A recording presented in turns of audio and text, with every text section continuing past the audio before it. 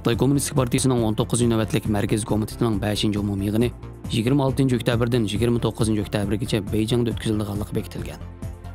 Ba'zi tahlilchilar mundaq dedi.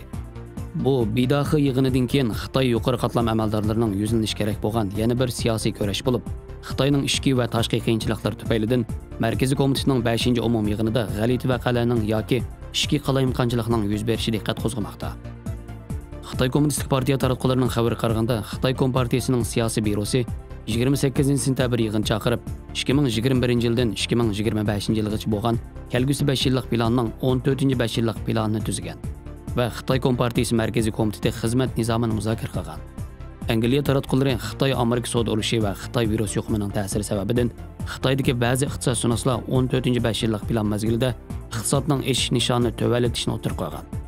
Shundaqla tashqi dunyomi bu umumiy yig'inda amaldorlarning o'zgarishi bor yo'qligiga diqqat qilmoqda. Xitoy Kommunistik Partiyasining siyosiy byurosi 30-yil Xitoy Kommunistik Partiyasi Markaziy komitetining 5-umumiy yig'inining oktyabrda Beyjingda o'tkazilganligini e'lon qilgan.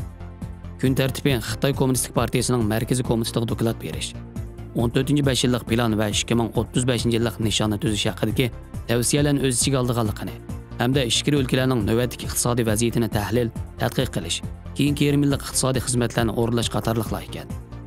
Siyosiy tahlilchilar Xi Jinpingning haqiqiy muddasining uzun muddat hokimiyatda turish ekanligi, Xitoyning 2035-yildagi uzun muddatlik nishonning yana 15 yillik hokimiyat yurgizishining xitobnomasi deb qaraganligini, ammo Xi Jinping planining Kommunistik Partiyasi tomonidan qabul qilib bo'lamdi yo'q, Markaziy komitetining 5-umumiy yig'inidan keyin buning javobi oydinlashadi degan.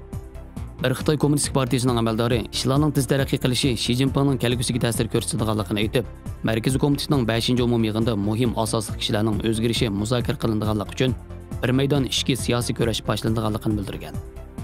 Mazkur yig'inga bir oy qolmagan vaqtda tahlilchilar Xi Jinpingning hozirgi ahvoli 4-umumiy yig'inning ahvolidan nachar.